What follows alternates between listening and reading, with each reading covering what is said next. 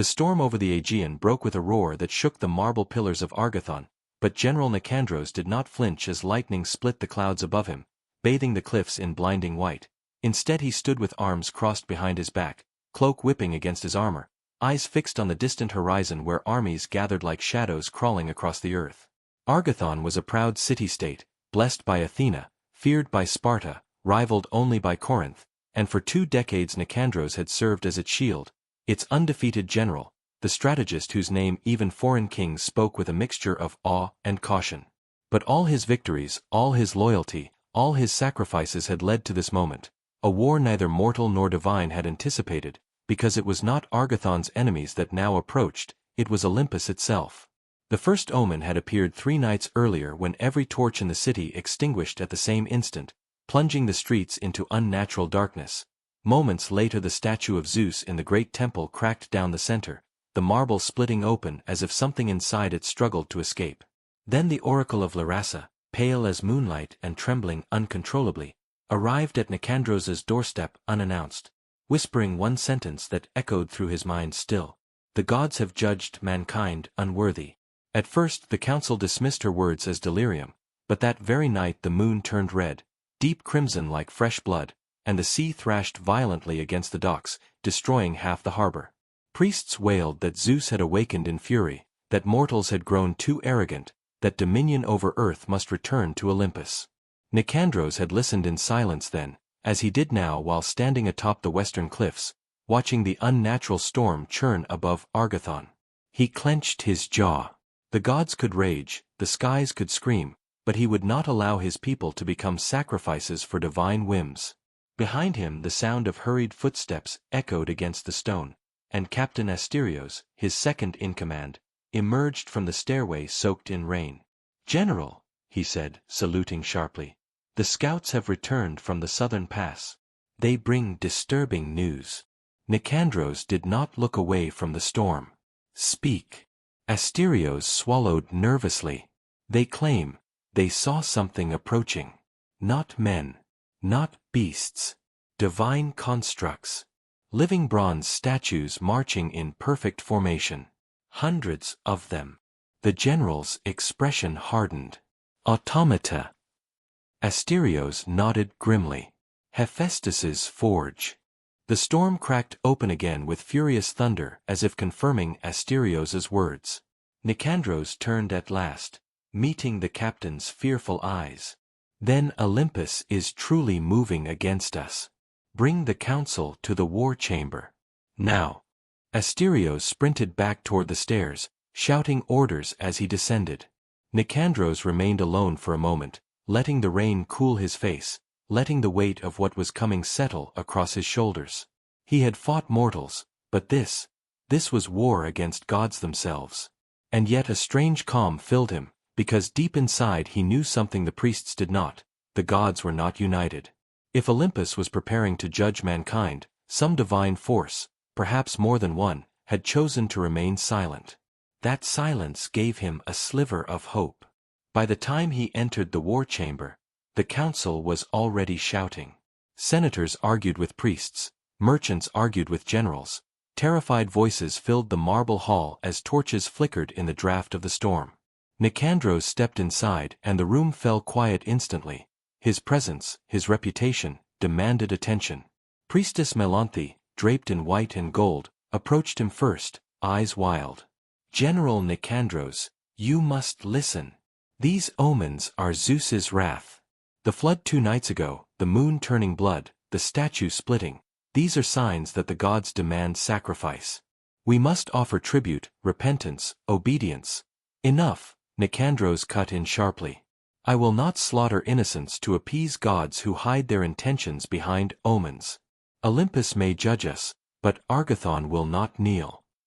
Melanthe recoiled as though struck. Councilman Theron rose from his seat, beard trembling with agitation. "General, while your bravery is admirable, we speak not of mortal kings but of immortals. You cannot defy Olympus." Nicandros stepped forward, slamming his gauntlet fist onto the marble table, the sound echoing like a crack of thunder. "I can. And I will." The room erupted into frantic whispers, but before anyone could respond, a blinding light burst through the chamber windows. People shielded their eyes as a towering figure appeared outside, floating several feet above the ground. Wings of golden fire stretched behind her. Armor of celestial bronze gleamed across her form. A spear made of pure lightning rested in her hand. Athena, goddess of wisdom and war. Gasps and cries broke through the chamber. Priests fell to their knees. Senators bowed. A few fainted from sheer terror. But Nicandros stood unmoving, meeting the goddess's gaze through the fractured glass as she descended, touching her feet to the ground outside the chamber doors. When she spoke, her voice rolled like thunder across the stones. General Nicandros of Argathon. The doors burst open without being touched, slamming violently against the marble walls as she entered. Her presence bent the air, made the torches bend toward her as if worshipping her divine heat.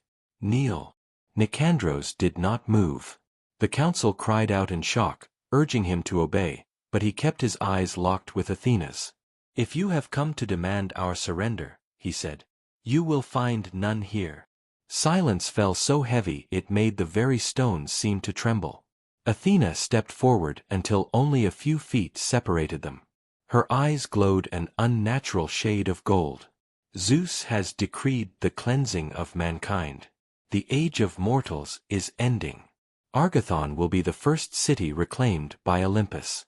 You will open your gates when the divine legions arrive. You will disband your armies. You will submit."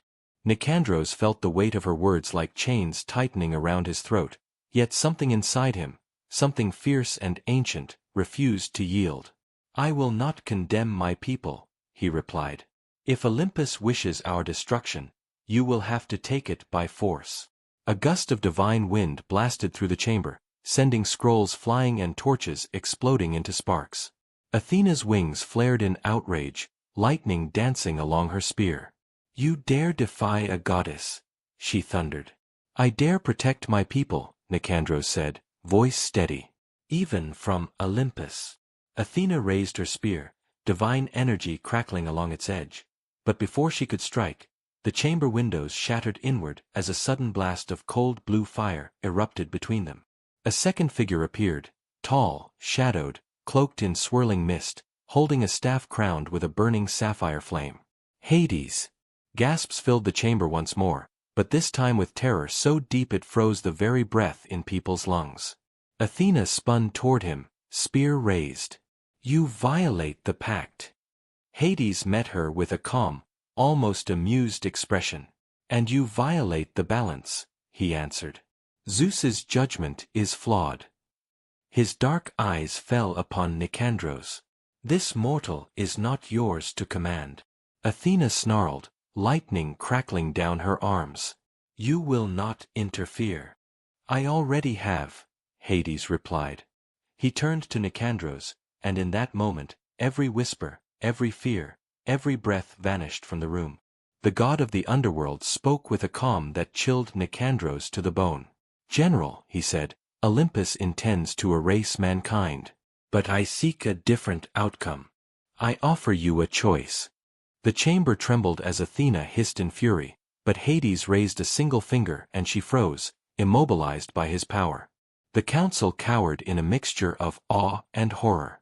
Hades continued, stepping closer to Nicandros, his voice low enough for only him to hear. "Defy Olympus, and I will grant you a power no mortal has wielded since the age of Titans." Nicandros's breath caught. "Why me?" Hades tilted his head slightly. "Because you already defied a goddess without fear." His eyes glinted with ancient amusement. "And because the gods underestimate what a mortal with conviction can do." Then, with a flick of his staff, a circle of blue flame opened beneath Nicandros's feet, not burning him, but enveloping him in cold, whispering power. The entire council backed away in terror. Athena screamed in rage, but her body remained locked in place by Hades's spell. The underworld god lowered his voice to a whisper that vibrated inside Nicandros's very bones. "Choose, mortal general. Kneel to Olympus, or stand against the gods with the power I offer."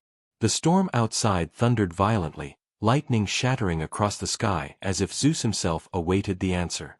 Nicandros took a slow breath, feeling the cold flame swirl around his legs, sensing the path laid before him, a path that would either save Argathon or destroy him utterly. He raised his chin, eyes burning with fierce resolve. "I choose to stand." The blue flame erupted upward, swallowing him whole as Athena roared in fury and the chamber exploded into blinding light. The first moment in history a mortal accepted power meant only for gods, the moment the war between Olympus and one defiant general truly began. The blue flames swallowed Nicandros completely, yet instead of burning, they wrapped around him like a living river of cold fire, pulling him downward into an abyss where sound vanished and time twisted strangely, and for a moment he felt weightless, suspended between worlds as voices whispered in languages older than mankind, deep, resonant murmurs that vibrated inside his bones, promising both ruin and power. When the flames finally receded, he found himself standing on solid ground beneath a sky of swirling shadows and dim blue lightning.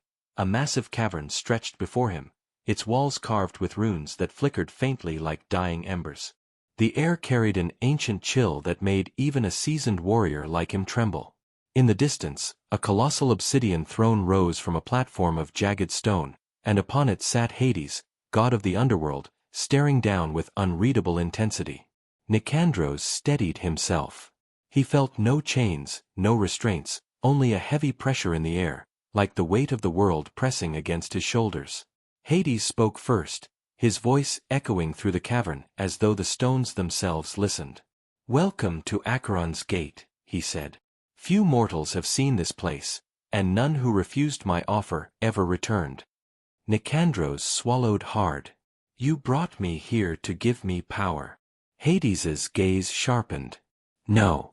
I brought you here to test whether you can wield it." With a gesture of his hand, the cavern around them shifted violently, the ground cracking open in glowing lines, shadows rising like serpents, the air pulsing with energy so intense it made Nicandros's knees buckle.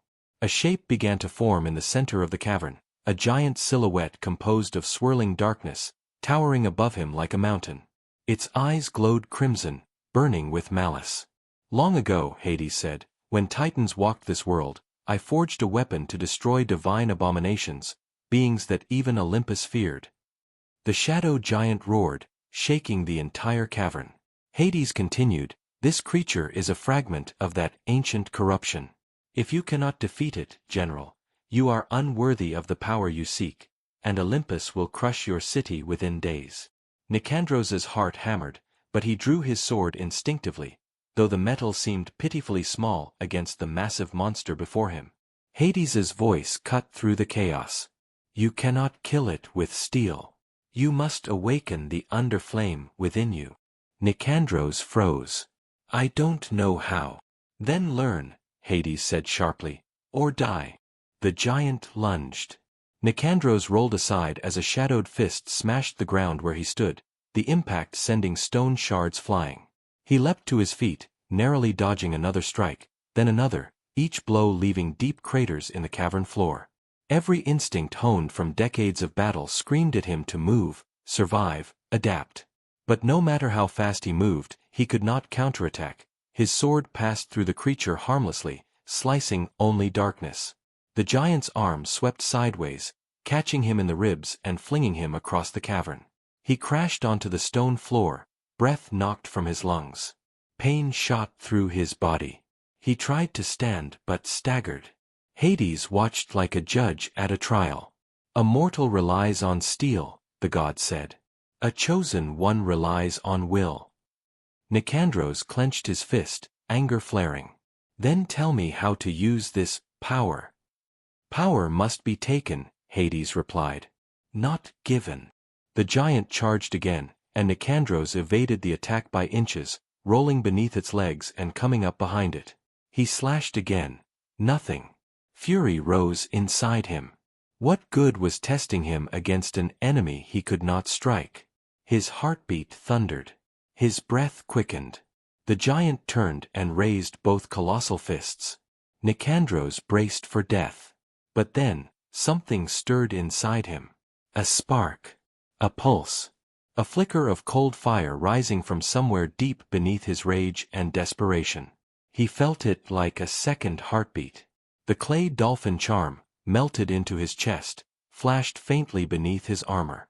The blue flame that had swallowed him earlier flickered across his fingertips. Hades's voice rose, commanding, relentless. Do not fear the flame. Become it. The giant lunged, and Nicandros thrust his hand forward, not in defense, but in instinct. A burst of blue fire erupted from his palm, slamming into the creature's torso with explosive force. The cavern shook. The giant stumbled backward, roaring in surprise and pain. Nicandros stared at his own hand, stunned. The flame crackled across his fingertips, flickering with raw, dangerous power. Hades inclined his head slightly, his expression unreadably pleased. Good. Again. Nicandros turned as the giant charged once more. This time, he did not dodge. He stepped into the attack, channeling the flame through his arm. A torrent of blue fire burst forward, striking the creature's face and blasting a hole straight through its skull. The beast collapsed into a wave of shadow that evaporated instantly. Silence fell. Nicandros stood panting, chest heaving, sparks flickering across his skin. Hades descended from his throne, walking with slow, deliberate steps toward him.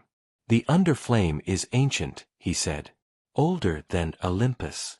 It responds only to resolve stronger than fear. Nicandros bowed his head unconsciously, overwhelmed. Hades extended a hand, placing 2 fingers against the general's forehead.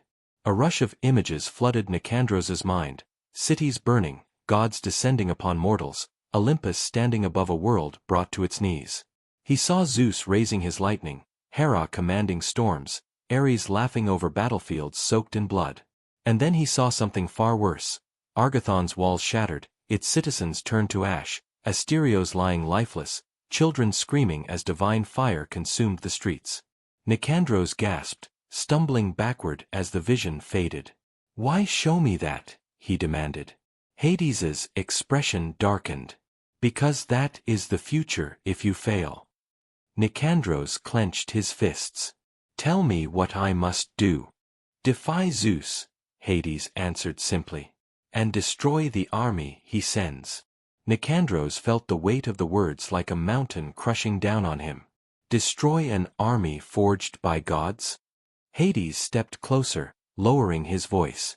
You will not be alone. The underflame will choose allies.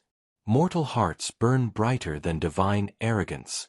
But understand this, every moment you hesitate, Olympus grows stronger. Nicandros exhaled slowly, trying to steady himself. How long do I have? Hades looked toward the cavern ceiling, as though listening to something beyond the mortal world. The divine legions reach Argothon by the next full moon. Perhaps sooner, if Ares grows impatient. Nicandros's chest tightened. Then send me back. I must prepare my people. Hades raised his staff, and blue fire swirled upward, forming a spiraling vortex. Before stepping into it, the god spoke one final time. General, there is one truth you must learn before you face Olympus. Not all gods support Zeus's decree. Some will aid you. Others will hunt you. But the greatest danger you face, his eyes glowed with ancient warning, is the god who fears mortals rising too high. Nicandros stepped into the vortex. The cavern vanished. The world shattered into bright blue flame, and then he fell, crashing down onto the marble floor of the war chamber. Councilmen scrambled away in terror. Priests shrieked. Athena was gone, but the shattered stone around the doorway still crackled with residual lightning, a sign that she had departed in rage. Asterios rushed to Nicandros's side, kneeling. General! By the gods! What happened? You vanished into flame. Nicandros stood unsteadily, gripping his friend's shoulder. His eyes glowed faintly with cold blue fire. We have no time, he said, voice low but steady. The gods are coming. And we must prepare for war. Asterios swallowed. But how do we fight gods? Nicandros turned to the council, to the terrified priests. to the men and women looking to him for guidance in a world spinning out of control. By becoming something Olympus never expected, he said. By forging warriors who can stand against divine wrath. Outside, thunder cracked the sky open as Zeus released a roar of fury across the heavens. Nicandros stared up at the storm, flames flickering beneath his skin. "This is no longer a war of mortals," he murmured. "This is a war for the right to exist." And thus the first mortal in history who dared defy Olympus stepped forward to prepare for the impossible, leading mankind into a rebellion against the gods themselves. Nicandros barely slept in the days that followed his return from Acheron's gate. For the moment he reappeared in Argothon, the city erupted into fear, confusion, and whispers of blasphemy. Some claimed he had been taken by a god and returned reborn. Others shouted that he was cursed, touched by darkness, or worse, marked as a harbinger of doom. But Nicandros cared nothing for their rumors, because every passing hour brought the divine legions closer, and every second wasted meant more lives lost when Olympus descended upon the mortal world with its merciless judgment. Asterios stood at his side constantly, helping him restore order while deflecting accusations from frightened priests and senators who demanded surrender to Zeus. "We cannot resist Olympus," Councilman Theron pleaded during an emergency assembly. "We must kneel before Zeus's will." But Nicandros slammed his gauntlet fist onto the council table so hard cracks spidered across the marble. "Kneeling will not spare you. Surrender is death disguised as obedience. Zeus intends to end the age of mortals entirely." The room fell silent as those words sank in. Some refused to believe him, others wept.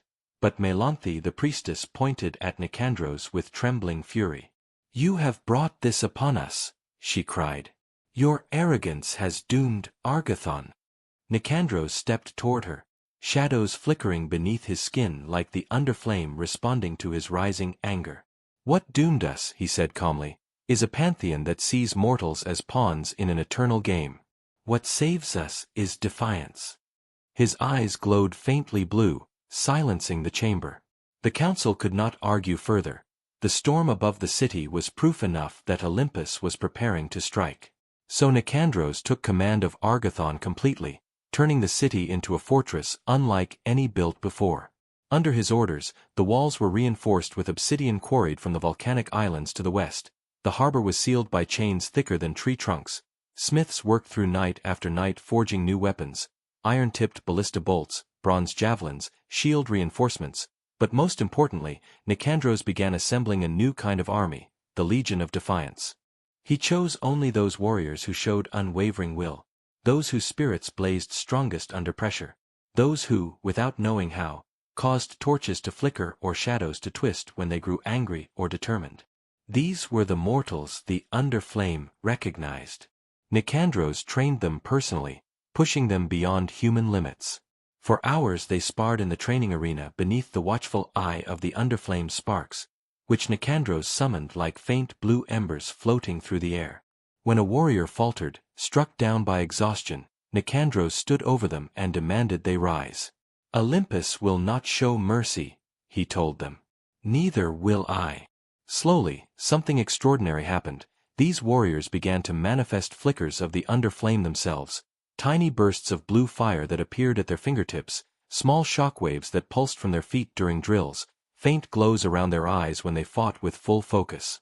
Asterios was the first to channel it fully. During one grueling evening session, surrounded by panting soldiers, Asterios thrust his spear forward with a roar, and a long stream of blue flame exploded from its tip, slicing through 5 training dummies as though they were parchment. The warriors fell silent. Nicandros approached, eyes narrow. "Do you feel that?" he asked. Asterios stared at his hands, trembling. "It feels strange. Like the flame is part of my heartbeat." Nicandros nodded. "Good. You are ready." Soon more soldiers awakened the flame. Not as powerful as Nicandros, whose Underflame surges were unlike anything seen since Titan Wars, but powerful enough to wound divine constructs and pierce enchanted armor. In time, the legion became 50 strong. 50 mortals capable of fighting against divine legions. But 50 was not enough to defeat Olympus. And Nicandros knew it. So he sought alliances. Word spread quickly that Argathon was defying Zeus, and while some city-states fled in terror, abandoning their lands to the gods, others listened to Nicandros's messengers with growing interest. Corinth sent emissaries. The island of Egora pledged 100 archers. Even Spartan envoys arrived, their faces stern as stone, asking, without bowing, what Nicandros needed to bring gods to their knees. Courage, he answered. And warriors who understand fear but charge anyway. The Spartan commander grinned. Then perhaps you have found the right allies. By the time Nicandros's preparations were halfway complete, an army unlike any Greece had seen in centuries gathered outside Argathon's walls. Spartan hoplites, Corinthian cavalry, Egoran archers, Argathon's own soldiers, and the 50 elite warriors infused with the underflame. Hope stirred in the city. But Olympus moved faster. On the 10th night after Nicandros's return, the storm over Argathon split open with a sound like the sky screaming. The clouds parted, revealing a colossal golden chariot descending from the heavens, lightning coursing between its wheels. The horses pulling it were made of pure electricity, crackling with thunder. And upon the chariot stood the god of war himself, Ares. Warriors on the walls froze at the sight. Lightning arced across the sky, illuminating his bronze armor, his burning red eyes, and the massive spear clutched in his fist. His voice boomed across the plains. Nicandros, mortal worm who dares resist Olympus, face me. The challenge echoed through the night like a blade slicing through silence. Asterios stepped forward. General, it's a trap. Nicandros shook his head. No. It's an invitation. Ares wants to break the rebellion by killing its leader. He turned to Asterios. Prepare the legion. If I do not return within the hour, activate the defenses. Asterios grabbed his arm. Nicandros, he's a god. Nicandros's eyes glowed blue. So am I becoming. He walked alone toward the gates. The storm crackled with anticipation. The city held its breath. And as he stepped onto the open field, Ares leapt from his chariot, landing with an impact that sent tremors across the ground. Flames erupted around him. You should have bowed, mortal. Ares snarled. You should have begged. Nicandros stood tall. I do not kneel to tyrants. The god of war roared and charged with blinding speed, spear aimed at Nicandros's heart. At the last moment, blue fire exploded from Nicandros's feet and he shot backward, sliding across the ground. Ares twisted, faster than any mortal I could track. The clash that followed was beyond anything Argathon had ever witnessed. Each strike of Ares's spear shook the earth, each blast of Nicandros's underflame lit up the battlefield with blue stars. Their movements blurred into streaks of light, red and blue colliding with such force that shockwaves shattered nearby boulders. Ares laughed, delighted. Yes. Show me the mortal who defies the sky. He drove his spear downward with the strength of a falling mountain. Nicandros caught it with both hands, blue flame erupting around his arms, resisting the divine force as cracks spidered beneath their feet. Ares snarled. You hold back Olympus's wrath with borrowed fire? Nicandros's eyes blazed white. No. With will. He unleashed a burst of underflame that blasted Ares backward several strides. For the first time, the god's expression shifted from amusement to surprise. Impossible, Ares whispered. Nicandros spread his arms, flames rising behind him like wings. I have seen your future, god of war. There is nothing divine about cruelty. Ares roared with fury and launched himself upward, summoning a spear of pure lightning, hurling it down with enough power to obliterate a city. Nicandros planted his feet, thrust both hands upward, and summoned every spark of underflame within him. Blue fire surged upward in a colossal column, colliding with the lightning spear in a blinding explosion that shook the mountains. The resulting shockwave knocked both combatants backward. Ares fell to one knee, panting, no longer amused. Nicandros fell as well, gasping, flames flickering weakly around him. The god stood first, wiping blood, divine blood, from a cut on his cheek. He glared at Nicandros with savage hatred. "You are no mortal," he growled. "And because of that, you must die." He raised his spear for the killing blow, when suddenly a massive crack tore through the sky. Ares froze. The storm split open again, but this time not for Zeus's lightning, but for a voice that shook Olympus itself. "Enough." A woman descended through the rift, her presence casting rays of blinding silver light across the field. Her armor was moonlight, her bow carved from starlight, her eyes cold as winter. Artemis. She landed between Ares and Nicandros. The god of war snarled. "Sister, move." Artemis raised a hand. "You were sent to test the mortal, not destroy him." Ares bared his teeth. "He defied Olympus." "He defied Zeus," Artemis corrected calmly. "Not Olympus." Her eyes shifted to Nicandros, and there was something strange there, not hatred, not contempt, but curiosity. "Rise, general," she said. "The time for your execution has not yet come." Nicandros forced himself to stand, though his limbs shook. Artemis turned to Ares. "We return. The council of gods will decide his fate." Ares seethed but obeyed, vanishing in a storm of fire. Artemis faced Nicandros one last time. "Prepare well, mortal. Olympus is no longer united, and the next god who comes may not be so easily restrained." Then she disappeared, the rift sealing shut behind her. Nicandros stood alone on the shattered battlefield, breathing heavily as blue fire flickered weakly in his veins. Behind him, Asterios and the legion approached in shock. "General," Asterios whispered, "you fought a god." Nicandros exhaled slowly. "And the gods are beginning to fear us." But as he looked toward the heavens, he felt a deeper dread. Artemis had spoken truth, Olympus was divided. And divided gods were far more dangerous than united ones. The war had only just begun. Argathon did not sleep the night Nicandros faced Ares. Fires burned along the ramparts, torches flickered in trembling hands, and the whispers of terrified citizens crawled like insects through every alleyway.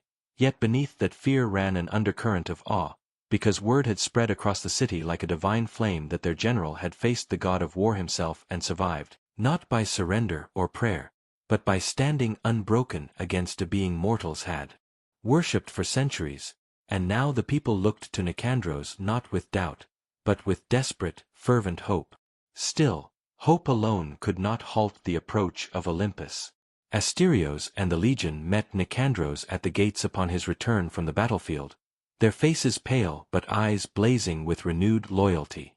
"They will come again," Asterios said quietly as they helped him back into the city, the underflame barely flickering within him after his brutal clash. "Ares won't accept this humiliation." Nicandros nodded as citizens poured into the streets, bowing, cheering, weeping. Some reached to touch his cloak, others pressed their children into his hands as if the mere presence of the man who defied a god might bless them. But Nicandros felt none of it, his mind churned with Artemis's warning. Olympus was divided. Divided gods could become desperate, irrational, unpredictable.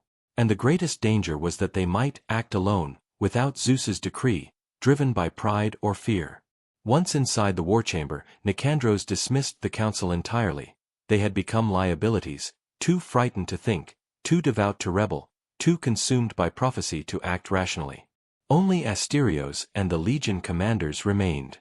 Nicandros unrolled a massive parchment across the marble table, revealing a map of Greece marked with fresh sigils, lightning bolts for Zeus's armies, flame symbols for Hephaestus's automata, swirling lines showing Hera's influence spreading across coastal settlements. "The gods are moving faster than expected," Nicandros said, voice steady but grim. "Ares arrived early. That means Zeus is losing patience." "What about Artemis?" Asterios asked cautiously. "She stopped Ares." "Because she wants Olympus to act as one," Nicandros replied. "She will not protect us.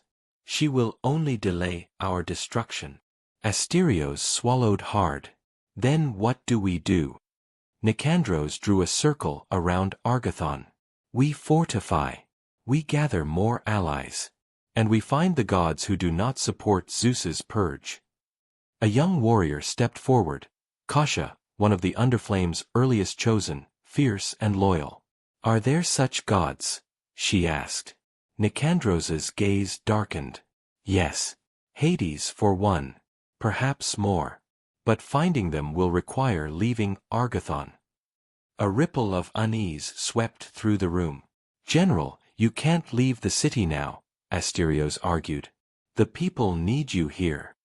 The people need gods on our side, Nicandros corrected. If I stay, we lose everything. Reluctantly, Asterios agreed. Preparations began. While the legion reinforced walls, trained new recruits, and forged weapons infused with faint traces of the Underflame, Nicandros gathered a small group of trusted warriors, Asterios, Kasha, Leonidas the Spartan envoy, and two newly awakened Underflame bearers named Disma and Arion. Their destination, Delphi, the navel of the world, where the oracle who once warned him awaited with knowledge bound by ancient pact. But reaching Delphi meant crossing lands already claimed by Olympus. They set out at dawn, cloaked in gray, riding swiftly through hidden trails. At first the journey was calm, but the deeper they traveled into the wilderness, the more wrong the world became. Rivers ran dry overnight. Trees bent unnaturally toward the sky, as if reaching for answers. Animals fled at the sound of thunder even when the sky was clear. On the second night, the group rested by a ridge overlooking the abandoned village of Hestos. Smoke rose from its rooftops, not from fires lit by mortals, but from smoldering ash left behind by divine judgment. Nicandros walked among the ruins. Bodies lay curled in petrified fear, turned to stone mid-scream, frozen in white marble by Hera's wrath. Children clung to parents who had become statues. Families that once laughed around hearths had become monuments of terror. Asterios knelt beside one marble figure, jaw tight. How do we win a war against this? Nicandros placed a hand on his friend's shoulder. By refusing to become what they expect. The gods look at mortals and see insects. We must show them fire. They continued north. On the fourth day, as they crossed the slopes of Mount Sira, the sky darkened suddenly, not with storm clouds, but with a thick swarm of black-feathered birds that circled overhead in tight formation. Harpies, Kasha whispered, gripping her spear. Indeed, the divine creatures descended with shrieking fury, talons glowing gold with Hera's enchantment. Nicandros ordered the group into a tight circle.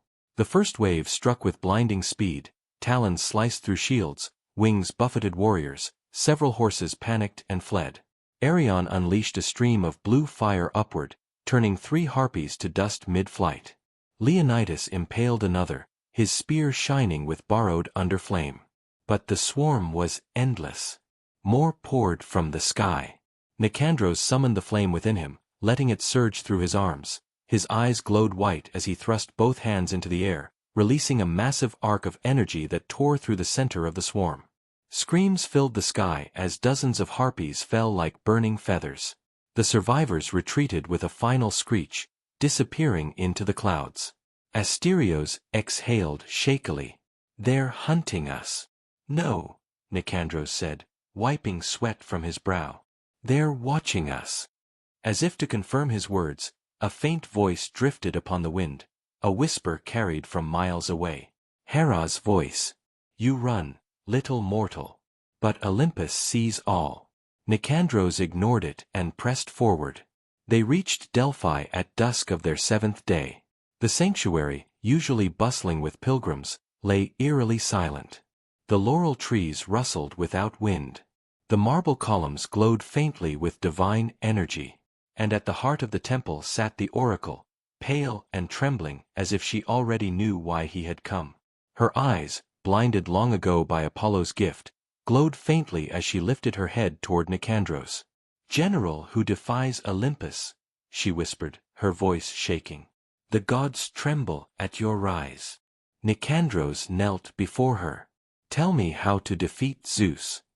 Priestesses gasped, but the oracle raised a frail hand for silence. To defy the father of gods, she said, you must break the pillar upon which Olympus stands. What pillar? The fates. A cold silence fell. Even Asterios paled. The fates, Clotho, Lachesis, Atropos, were the weavers of destiny, the arbiters of life and death, existing above even Zeus's authority. No mortal may confront them, the oracle warned.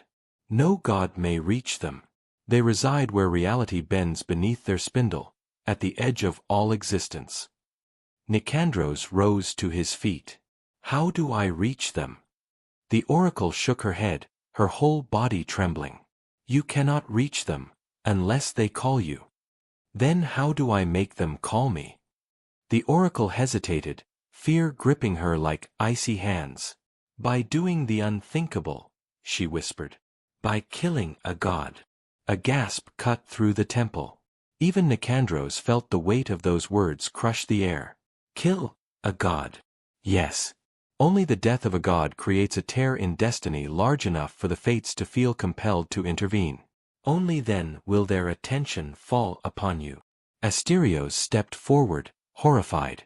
General, that is suicide. The oracle turned her blind gaze toward him. No. It is the only way. Nicandros stood silent, absorbing the revelation. Before he could speak again, the ground beneath them shook violently, and a piercing sound tore through the sanctuary, like metal grinding against heaven.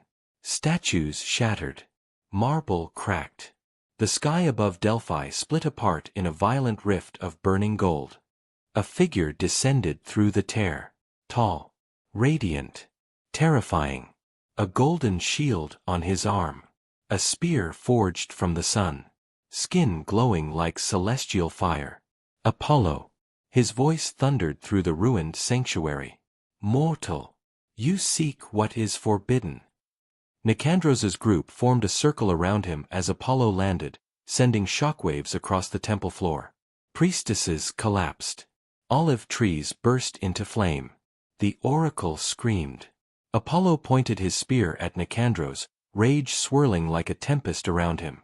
Your defiance ends tonight. Nicandros stepped forward, blue flame igniting around him. Then come and end it. Apollo launched forward faster than lightning, spear thrusting with divine precision. Nicandros blocked with a barrier of underflame, but the impact threw him backward, crashing into a marble pillar. Leonidas and Arion charged. Apollo swatted them aside with a wave of his hand. Kasha hurled her spear. Apollo caught it between two fingers and crushed it. Asterios leapt with a roar, driving his fist, burning with blue fire, toward the god's face. Apollo countered with a blazing shockwave that slammed Asterios into the temple wall. Nicandros rose, blood dripping down his lip. Apollo strode toward him, wrath incarnate. You dare seek the fates? You dare think yourself worthy? Nicandros wiped the blood from his mouth and smiled coldly. If gods fear me, perhaps I am. Apollo's eyes widened with fury. He raised his spear for the killing blow, and in that instant, Nicandros felt the underflame burst violently inside him, responding not from fear but from resolve. He thrust both hands forward, unleashing a torrent of white-blue fire that smashed into Apollo's chest, hurling the god backward into the sanctuary columns. The explosion shook the mountain. Apollo fell to one knee, stunned. Impossible, he whispered. Nicandros stepped forward, flames roaring around him. You gods forget something. Apollo raised his spear weakly, too slow. Mortals do not fear death, Nicandros said as he advanced. We live with it. We fight beside it. We bury it. And we rise anyway. His fire surged brighter. You fear what we can become. With a final roar, he struck, his fist colliding with Apollo's chest in a burst of blinding underflame. Light detonated across Delphi. When the brilliance faded, Apollo lay motionless, divine blood pooling beneath him, golden and shimmering. Asterios stared in horror. General, you killed a god. Nicandros trembled, staring at his smoking fist. No, he whispered. I started a war Olympus can never forgive. The oracle, barely conscious, lifted her head with terror. You have torn destiny. The fates will come. And as the sky cracked open once more, Nicandros realized he had crossed the final line, becoming the first mortal in history not just to defy Olympus, but to slay one of its own. The moment Apollo's divine blood touched the ruined stones of Delphi, reality itself seemed to recoil. The air trembled, the sky dimmed, and an unearthly silence spread across the sanctuary as if the entire world inhaled in shock. Even the gods, far above, must have felt the sudden severing of immortal life, for the clouds above Greece turned black at once, lightning froze mid-strike, and every creature, mortal or divine, felt a cold shiver thunder down its spine. Nicandros staggered backward from Apollo's lifeless form, the underflame flickering weakly around him, his heart pounding with the crushing weight of what he had done. He had slain a god, not a titan, not a monster, but one of Olympus's most powerful children, a being worshipped for ages. Asterios, staggering to his feet, stared at the fallen god with terror and awe mingled in his eyes. "General, there's no going back now." Leonidas approached cautiously, spear raised as if expecting Apollo to rise again. "Zeus will burn the world for this," he warned. Nicandros said nothing. He knew Leonidas was right. But he also felt something else. A strange pulling sensation deep within his chest, as though invisible fingers tugged at the threads of his soul. The oracle slowly crawled toward him, trembling violently, her voice thin as frayed silk. "You have torn the loom of destiny," she whispered, her blind eyes glowing faintly. "The fates, they come." And then the world changed. The sky above Delphi cracked open like shattered glass, and from the rift poured strands of shimmering silver thread that twisted downward like living serpents, wrapping around the ruins, slithering across the earth, and weaving themselves into a colossal web that enclosed Nicandros and his companions. The wind died. The birds froze in mid-flight. Even the flames burning across the sanctuary stilled like painted pictures. Time itself halted. Then, at the center of the shimmering veil, 3 figures stepped forward, the Fates. Clotho, the maiden, holding a spindle of radiant thread; Lachesis, the matron, carrying golden shears; Atropos, the crone, clutching a blade darker than night. Their presence was overwhelming, not loud like Zeus, not blazing like Apollo, but something deeper, more ancient, a force beneath all existence. Nicandros felt his knees buckle, but he refused to kneel. Clotho spoke first, her voice gentle yet echoing across eternity. "General Nicandros, son of Argathon, you have broken the boundary that mortals must never cross." Lachesis stepped forward, her eyes narrowing with cold scrutiny. "By killing a god, you have altered the tapestry." Atropos raised her obsidian blade. "And by our law, such a thread must be cut." Asterios and the others rushed to stand between Nicandros and the Fates, but with a flick of her wrist, Clotho froze them in place, suspended like dolls, unable to move or speak. Nicandros stood alone. "If you intend to kill me," he said, forcing calm into his voice, "then do it." Atropos lowered her blade slightly. "You do not fear death." Nicandros's eyes glowed faintly with the underflame. "I have seen death. I have fought beside it.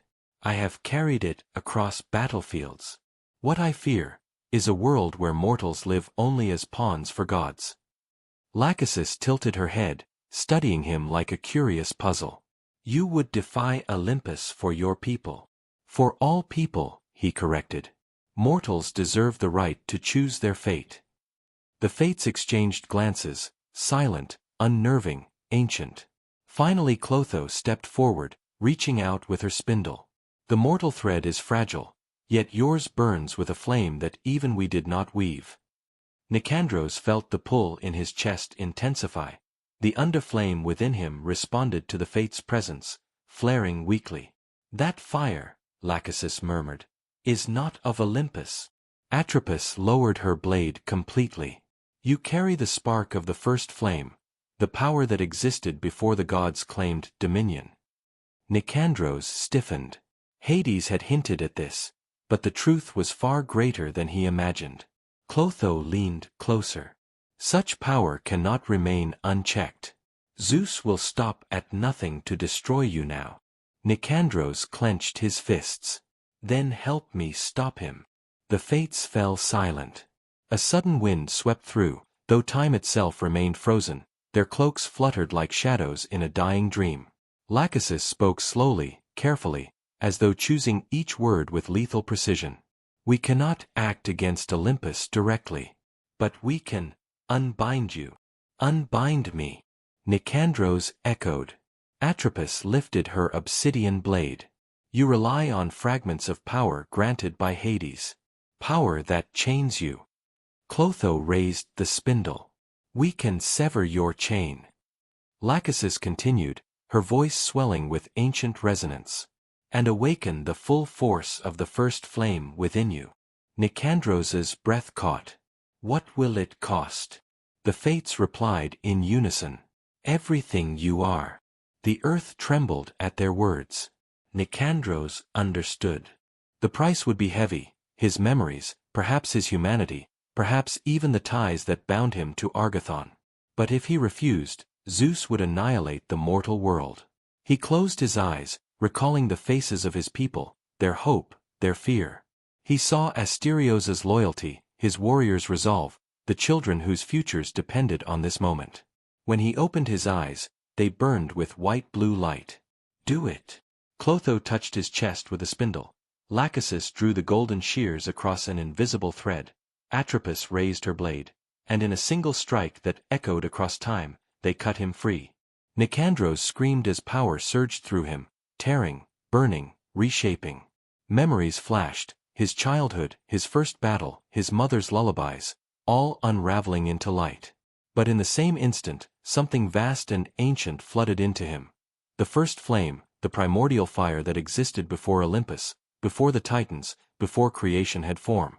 The power roared inside him, threatening to consume him, yet he held it with sheer will, gripping it like a burning sword. The silver web shattered. Time snapped back into motion. The sky split open again, and Zeus himself descended in a storm of blinding lightning, appearing over Apollo's corpse with a roar that shook mountains. Mortal! His voice thundered, rattling Delphi's foundations. You dare murder my son? Nicandros stepped forward through the swirling dust, his body blazing with the pure white flames of the first fire. Zeus, he said, his voice echoing with power that matched the sky's own fury. Your reign ends tonight. Zeus raised his bolt, summoning storms from beyond the horizon. I will reduce you to dust. Nicandros lifted his hands, white flames swirling around him. Try. The gods clashed. Lightning split mountains. Fire scorched the heavens. Delphi crumbled beneath their feet as mortal and god collided in a battle that reshaped the sky itself. Every blow shook the earth, every flare of power turned night to day and day to night. Zeus hurled bolt after bolt, each capable of obliterating cities. Nicandros countered with waves of first flame that devoured lightning like dry leaves. The world quaked. The heavens screamed. And in the end, as Zeus summoned his mightiest thunderbolt, one capable of sundering worlds, Nicandros unleashed the full fury of the first flame in a single, devastating strike. The sky exploded in white fire. When the brilliance faded, Zeus lay defeated, his lightning dimmed, his immortality shattered. The storm cleared. Silence fell. Nicandros collapsed to his knees, exhausted, burning, fading. Asterios rushed to him, catching him before he fell completely. General, don't you dare die now, he whispered. Nicandros smiled weakly. The world is yours now. Protect it. The fates appeared behind him, their expressions solemn. The price has been paid, Atropos whispered. The world will remember the mortal who defied Olympus. Nicandros closed his eyes, and the first flame carried him into darkness. When dawn finally rose, peaceful and golden, mortals across Greece emerged from hiding to find the sky calm, the storms gone, the gods silent. Olympus had fallen, not through divine war, but through the will of one mortal who refused to kneel. Statues were built in Nicandros's honor. Songs were written, kingdoms united, lives rebuilt. And though the gods no longer ruled, the world did not forget the lesson he carved into history. Mortals were never meant to bow, they were meant to rise. And so the age of men truly began, forged by the fire of the general who defied Olympus.